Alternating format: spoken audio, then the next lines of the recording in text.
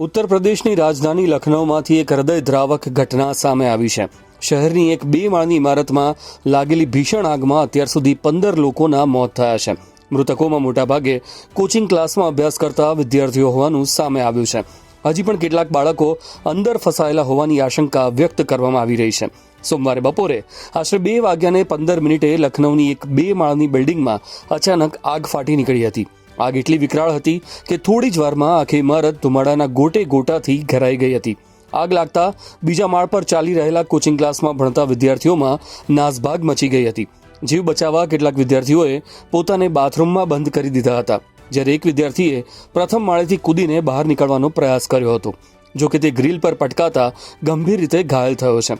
દુર્ઘટનાની જાણ થતાં જ ફાયર બ્રિગેડની અનેક ટીમો ઘટના સ્થળે પહોંચી ગઈ હતી. આગ પર કાબુ મેળવવા માટે 10થી વધુ ફાયર ફાઇટિંગ વાહનો અને હાઇડ્રોલિક પ્લેટફોર્મની મદદ લેવામાં આવી હતી. SDRF અને NDRFની ટીમોએ પણ બચાવ કામગીરી હાથ ધરી હતી. રેસ્ક્યુ ઓપરેશન દરમિયાન ફાયર ફાઇટરોએ બિલ્ડિંગની પાછળની દિવાલ તોડી અંદર પહોંચવાનો પ્રયાસ કર્યો હતો. હાલ સુધીમાં 15 લોકોના મૃતદેહ બહાર કાઢવામાં આવ્યા છે, જ્યારે હજુ પણ કેટલાક બાળકો અંદર ફસાયેલા હોવાની આશંકા સેવાઈ રહી છે. ઘટનાની ગંભીરતાને ધ્યાનમાં રાખીને ઉત્તર પ્રદેશના ડેપ્યુટી CM બ્રજેશ પાઠક અને વરિષ્ઠ અધિકારીઓ ઘટના સ્થળે પહોંચી ગયા છે. મુખ્યમંત્રી યોગી આદિત્યનાથે પણ પોતાનો પ્રવાસ અધવચ્ચે છોડીને લખનૌ પરત ફરવાનો નિર્ણય લીધો છે. લખનૌની આ દુર્ઘટનાએ ફરી એકવાર કોચિંગ સેન્ટરો અને જાહેર ઇમારતોમાં ફાયર સેફટીના નિયમો સામે ગંભીર સવાલો ઊભા કર્યા છે. હાલ સમગ્ર દેશની નજર રેસ્ક્યુ ઓપરેશન અને તપાસના પરિણામો પર છે.